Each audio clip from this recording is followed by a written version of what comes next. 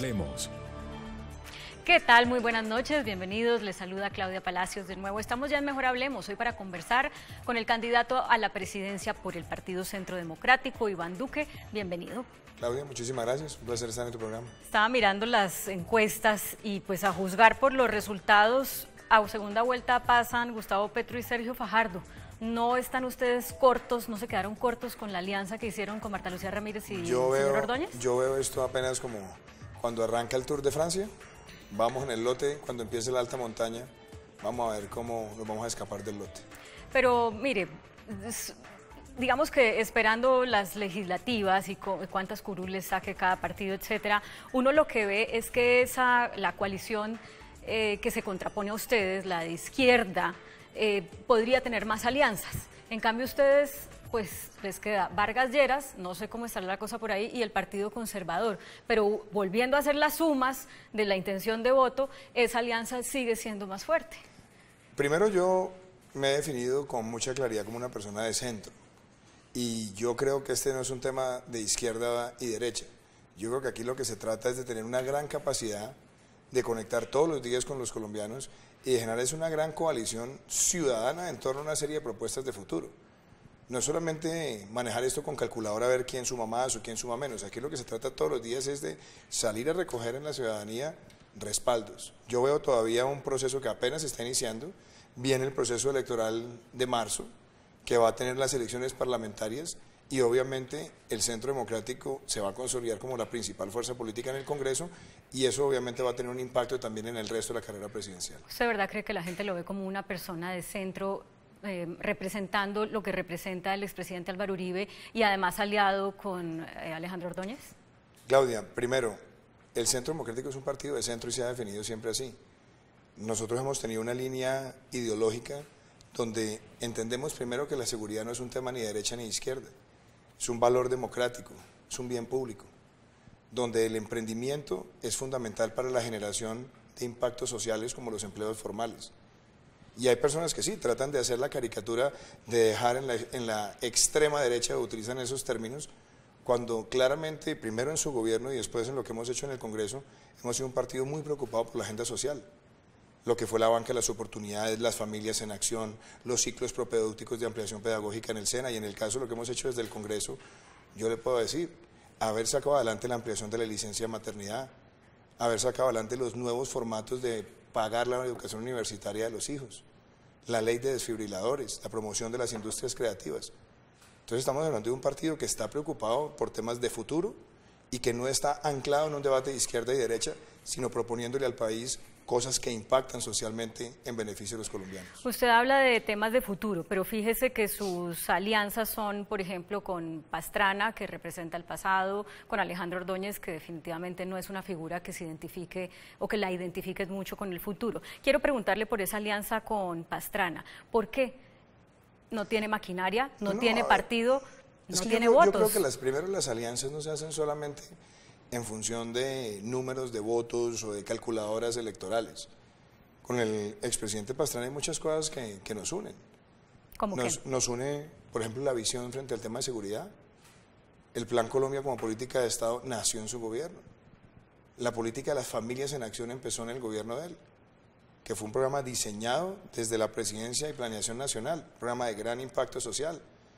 Y si se pudiera decir, la génesis en una parte importante de esta coalición fue el proceso del plebiscito de octubre del 2016, y ahí el presidente Pastrana también jugó un papel ante la opinión, recorriendo el país, participando en foros. Y obviamente yo creo que aquí lo que hay que buscar es cómo vamos a seguir ampliando esta coalición. No es solamente en ese momento, digamos, los tres somos candidatos, acreditados, 2 por firmas, yo soy candidato oficial de un partido. Pero aquí todos los días tenemos que seguir conquistando más afecto del pueblo colombiano en torno a la propuesta nuestra. A propósito de la alianza con el expresidente Pastrana, quedó en el ambiente que usted y el expresidente Uribe traicionaron al expresidente Pastrana y a la candidata Marta Lucía Ramírez, porque por la carta que ellos mandaron, pues estaba claro que Ordóñez ya no cabía en esa coalición y al final sí entró, y más bien casi se sale Marta Lucía. Yo no utilizaría el término traición. Yo lo que creo es que tratamos de primero reflexionar sobre un tema, y era preservar la coalición con los candidatos que se habían vislumbrado dentro de la coalición. Y lo que nosotros quisimos fue proponer un mecanismo donde pudiéramos participar los tres. y los tres aceptamos estar allí. Ahí no se habló de ni de presiones ni nada distinto a insistir respetuosamente. Pero se había hecho un acuerdo antes que excluía al señor Ordóñez. No, es que ese es el problema, no. Cuando se había hablado de unas candidaturas de un sector, el Centro Democrático, y después en el mes de septiembre el doctor Ordóñez manifestó públicamente que él no quería ser candidato de un sector, sino que iba a ser un candidato por firmas con una independencia dentro de un sector que lo respalda. Y eso se dejó avanzar. Cuando llegamos al mes de diciembre, empezaron a salir resquemores del otro lado, y lo que nosotros tratamos de invitar fue a la concordia, decir, no fraccionemos esto, tratemos de ir los tres a un mecanismo democrático que es la consulta del 11 de marzo. La doctora Marta Lucía ha expresado preocupaciones respecto al candidato Ordóñez porque dice que es extremista. ¿Usted, que hace parte de la misma coalición, también lo considera extremista? Si queremos hacer una coalición no podemos entrar descalificándonos. Eso no se trata. Claro que hay diferencias.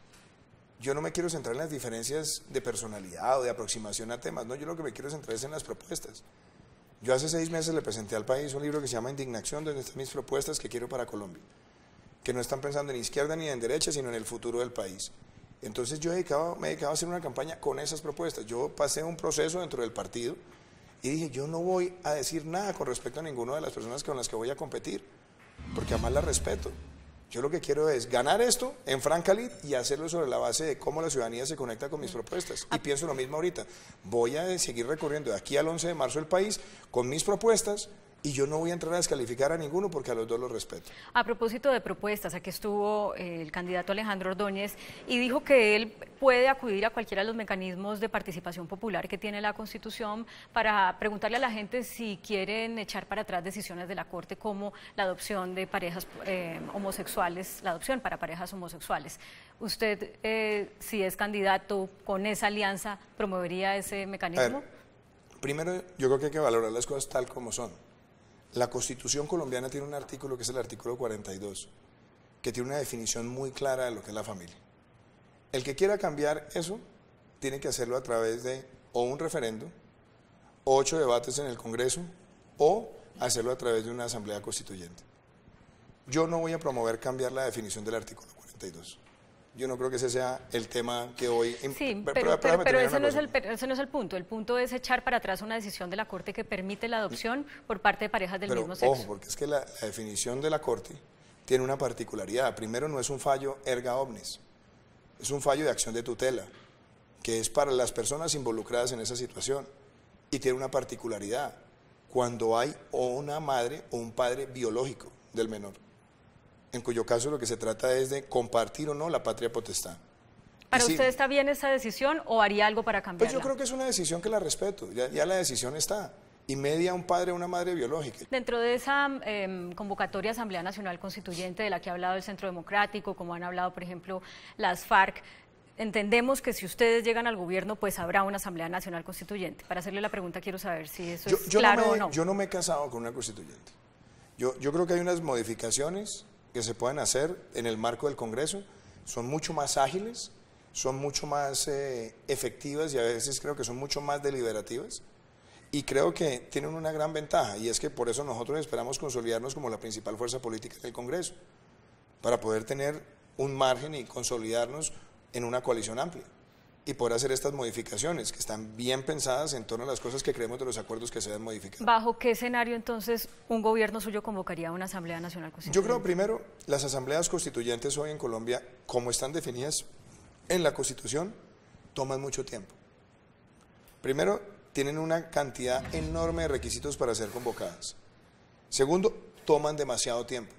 Casi que me atrevería a decir que entre el momento en que un presidente la convoca y la asamblea tiene lugar, han transcurrido por lo menos 14 o 16 meses. La pregunta es si el país puede estar en suspenso 16 meses para tomar decisiones que sean necesarias, que de pronto requieren es un uso del capital político inmediato y poderlo sacar a través de la vía institucional del Congreso. Usted no será su primera opción, pero no la descarta.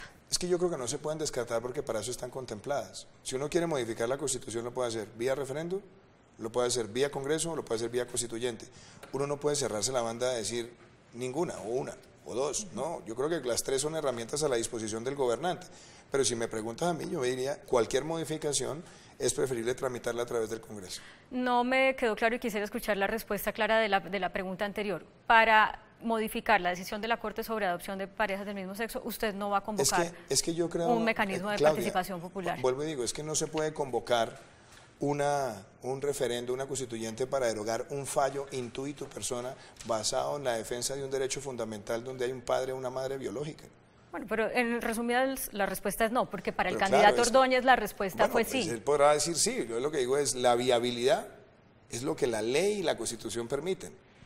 A un padre o a una madre biológica no puede un candidato o un presidente decir yo voy a convocar una constituyente o un referendo para quitarle un hijo a una madre biológica.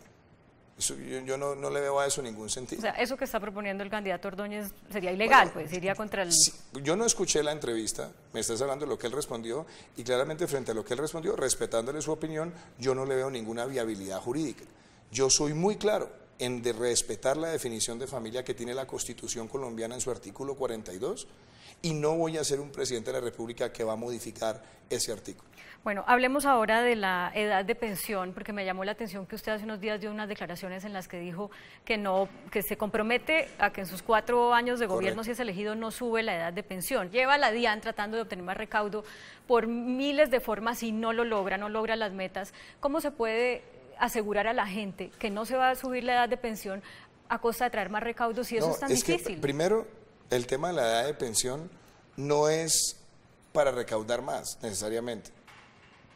Lo que quieren hacer es prolongar la vida de cotización en el sistema. Yo creo que el problema no está ahí, Claudia. El problema está primero en la informalidad. 5 de cada 10 colombianos están en trabajos informales. Esos 5 no cotizan. Entonces yo puedo aumentar la edad. Súbala a 100 años si quiere, 90 años. Eso no le va a arreglar a usted ese problema. Ahí no está el asunto. Lo primero que tenemos que hacer es una gran formalización laboral para que haya más cotizantes en el sistema. Y lo segundo, que es lo que yo he dicho, hay que eliminar las distorsiones que hay en el sistema. Tenemos un régimen de prima media y tenemos un régimen de ahorro individual. El régimen de prima media liquida la pensión sobre los aportes de los últimos 10 años. ¿Quiénes son las personas que aumentan sus aportes en los últimos 10 años? Las personas de mayor ingreso. Por eso hoy la mayoría de subsidios pensionales se van para las personas de mayor ingreso. Y en el otro régimen se mira lo que se aportó a lo largo de toda la vida laboral de 30 años. Hay que eliminar las distorsiones. Si se hace eso y se aumenta la base de cotizantes, aumentar la edad no es necesario en los próximos 4 años. ¿Usted eliminaría Colpensiones? No, porque yo creo que el régimen de prima media se puede mantener eliminándole distorsiones. Deberían ser regímenes que participen bajo unas prerrogativas similares, pero lo que podría tener especial Colpensiones es tener un pilar solidario para que los subsidios en materia pensional se asignen a las personas más vulnerables, entre otras cosas por esto, porque la Corte Constitucional hace mucho tiempo falló que nadie puede tener una pensión inferior a un salario mínimo. Y las personas no necesariamente cotizan para tener una pensión equivalente a un salario mínimo. Quiere decir que la diferencia entre lo que cotizaron y lo que se ordenó pagar lo tiene que cubrir el Estado. ¿Cómo se cubre eso? A través de un sistema de pilares solidarios donde los subsidios se asignan a ese segmento de la población. O sea, no más subsidios para las altas pensiones. Claro, es que hoy en día... Eso es lo que usted propone, quitar los subsidios para las altas pensiones. Es que la concentración es desigual. ¿Por qué? Claro, pero una persona, es muy importante para los que nos están oyendo y ganan altas pensiones saber que entonces claro, eso implica que les va a bajar la pensión. Lo que pasa es esto, Claudia. Primero, la ley es muy clara en establecer, los que ya tienen la pensión no se les pueden quitar los derechos adquiridos. Los que tienen una expectativa inmediata, tampoco.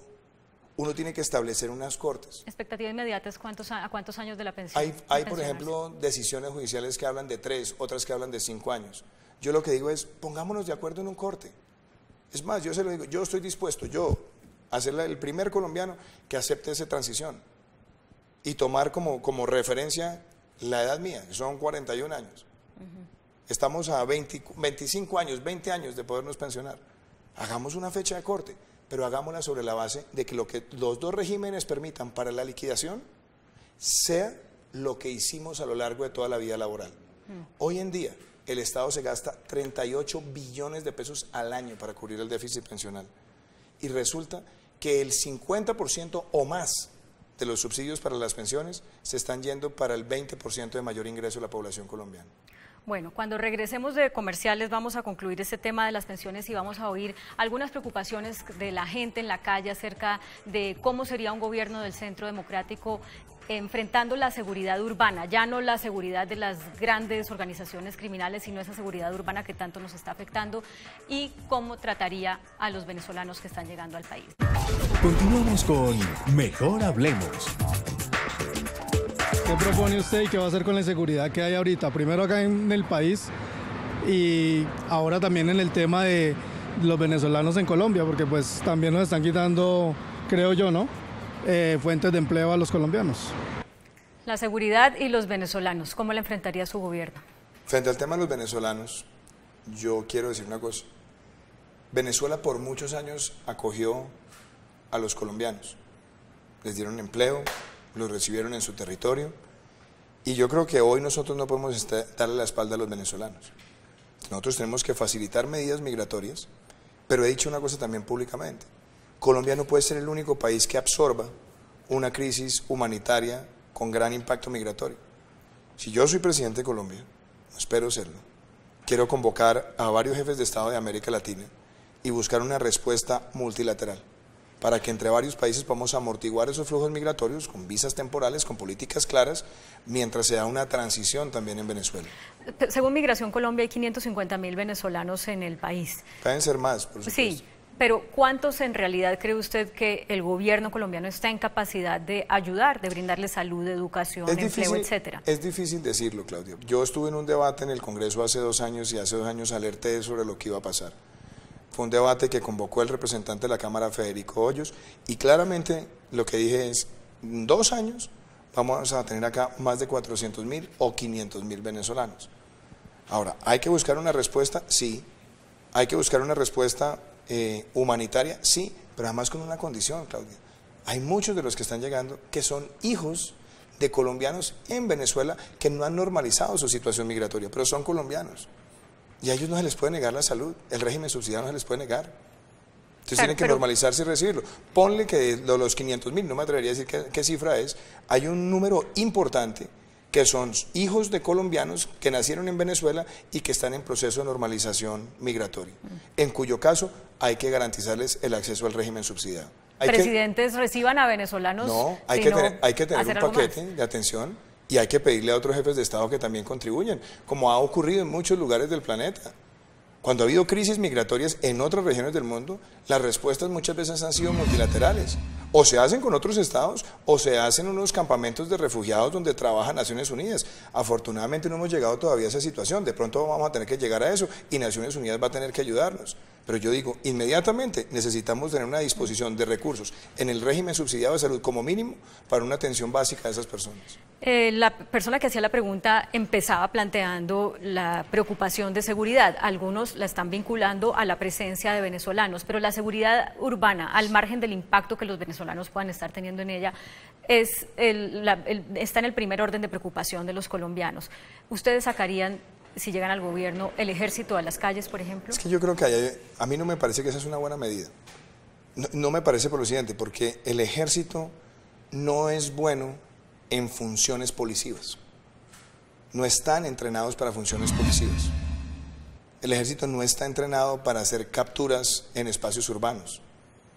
El ejército no está formado para poder hacer intervenciones de orden público de carácter urbano. Entonces, esa no será una medida en un eventual gobierno suyo. ¿Cuál será? Pero sí creo que nosotros debemos tomar por lo menos 5 medidas rápidas. ¿Qué son? La primera, pie de fuerza.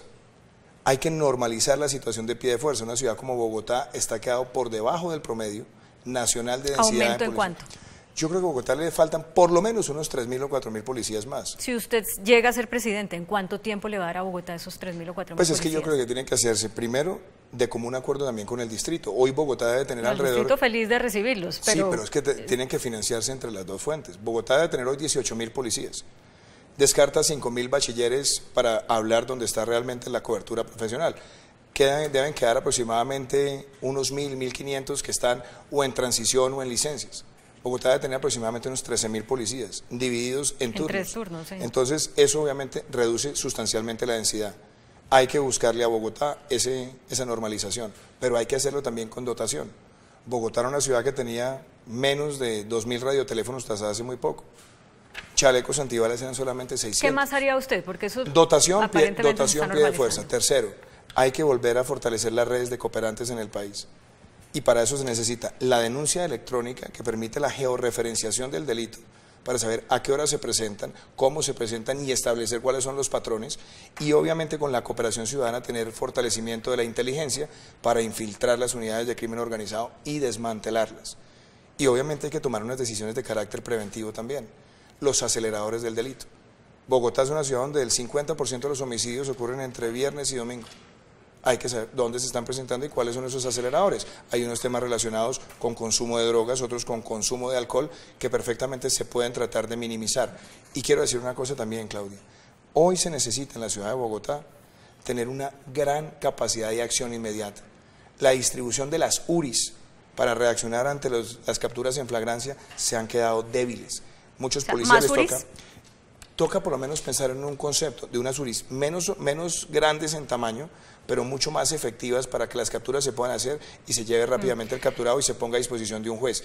Y se necesita también en Bogotá y en el resto del país que cuando alguien se captura en flagrancia tenga una sanción rápida, porque hoy lo que estamos viendo son jueces de garantías que a las 48 horas los están dejando nuevamente en libertad. Pero eso no depende de usted si es presidente, sino sí, de los jueces. Hacer, pero se puede hacer la reforma, y la reforma es para facilitar lo que es sanción en flagrancia. Y por otro lado, agilizar los trámites. El trámite de sanción en flagrancia debe ser por lo menos de menos de 5 días. Bajar la edad de imputabilidad, ¿lo haría esa ha sido una discusión que siempre ha sido polémica, porque entre más la bajan, más temprano reclutan el crimen. Entonces, entonces la respuesta es sí o no. Yo no la bajaría, yo no creo que ahí esté el problema. Uno podría decir, bueno, bájela un par de años, pero yo no creo que ahí esté el problema. Yo creo que está más en la prevención, en la georreferenciación y entender cómo vamos a infiltrar las unidades de crimen organizado. Tengo 3 preguntas de respuesta rápida en 2 minutos que me quedan. Ustedes en su alianza dicen, entre otras cosas, que van a cerrar los espacios para la toma del poder por parte de una alianza populista. Y eso, pues depende de quién lo lea, suena, es que van a restablecer el Frente Nacional, es que no están de acuerdo con que haya participación política para quienes han dejado las armas. No, primero aquí lo que se trata de hablar de lo que son las amenazas claras que Colombia no debería vivir. Yo he escuchado en muchos debates candidatos que tienen claramente una estigmatización de sectores económicos. Además dicen, yo escojo que ese sector no, y ese sector tampoco, y ese sector en cambio menos. Y además hablan de reasentamiento de la población. Claro, pero esto en la práctica, ¿qué significa? ¿Crear una ley para impedir la llegada de la participación política? Eso significa derrotarlos en democracia. Derrotarlos en democracia, con votos. Claro, como se ganan las elecciones. De ninguna otra manera. Es que estamos en una carrera democrática y lo que queremos nosotros es consolidarnos como fuerza política y ganar el 11 de marzo en el Centro Democrático la candidatura y seguir adelante hacia la presidencia de la República con la coalición y entusiasmando a más colombianos con este programa. ¿Usted estaría con 8 puntos de intención de voto en las encuestas si no tuviera detrás la figura del presidente Álvaro Uribe? Yo me siento muy contento de pertenecer al Centro Democrático y hacer política con él. No, déjeme, yo le contesto. No me ponga tan... Es que nos queda poco tiempo, dígame. Déjeme, yo le contesto. Yo me siento orgulloso de ser uribista, me siento orgulloso de estar en el Centro Democrático y me siento orgulloso de hacer política con él. Lo que yo quiero es ser presidente de Colombia para hacer estas transformaciones. ¿Tendría chance de ser presidente de Colombia si no estuviera detrás de usted la figura del expresidente Álvaro Uribe? Yo soy miembro de un partido, Claudia, y estoy feliz de hacer política con él. Bueno, se lo pregunto de otra manera. Muchos piensan que no. Valoran su imagen, pero saben que es el que diga Uribe. Dicho esto, perdóneme, le hago la pregunta. Es que dicho esto, la preocupación que tienen muchas personas a las que usted les genera confianza es ¿hasta qué punto Iván Duque va a ser un presidente si es elegido independiente? ¿Qué Claudia, tanto se va a meter Álvaro Uribe en ese gobierno? Varias cosas para su tranquilidad y la de muchas personas. Yo no tengo actitudes vergonzantes en la forma en la que yo hago política. Y se lo digo, soy orgulloso de ser uribista. Soy orgulloso de pertenecer al Centro Democrático y lo que queremos en este momento es trabajar en equipo. Yo voy a ser presidente de Colombia con la ayuda de Dios y los votos de los colombianos y yo espero que Álvaro Uribe lidere la bancada de gobierno en el Congreso para que trabajemos en equipo y saquemos adelante las reformas que Colombia necesita. ¿Usted va a elegir a sus ministros independientemente como lo hizo Juan Manuel Santos, a quien también Uribe puso en la presidencia? ¿Sabe una cosa, Claudia? Le voy a contar una historia rápida. Yo trabajé con el presidente Uribe cuando dejó la presidencia. 18 meses en Naciones Unidas, nunca llamó a sugerir un solo ministro. Es más, cuando Juan Manuel Santos decidió cambiar la terna en la Fiscalía, lo llamó, estaba conmigo, y le dijo, presidente, tome usted la decisión, usted es el presidente. Eso es una caricatura que se ha creado. Presidente Uribe, ni él es titiritero, ni yo soy títere. Yo voy a buscar un gabinete de personas que conozcan los temas, que personas que tengan la experiencia y que duren 4 años. ¿Quién prefiere que sea su vicepresidente, Marta Lucía Ramírez o Alejandro Ordóñez? Yo he dicho una cosa desde hace mucho tiempo. Pero dígame uno de los dos nombres. No, le voy a decir, tranquilo.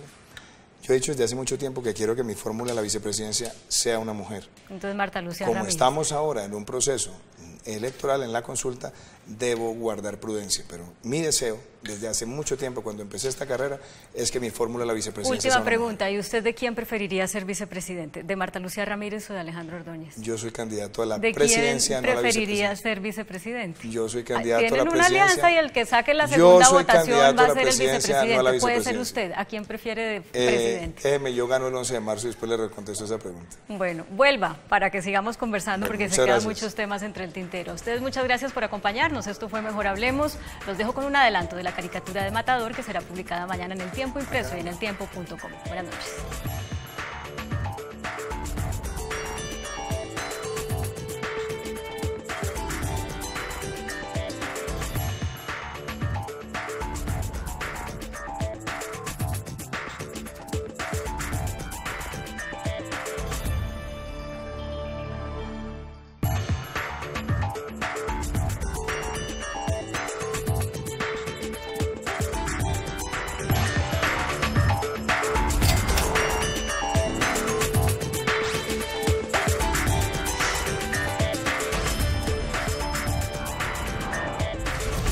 Mejor Hablemos.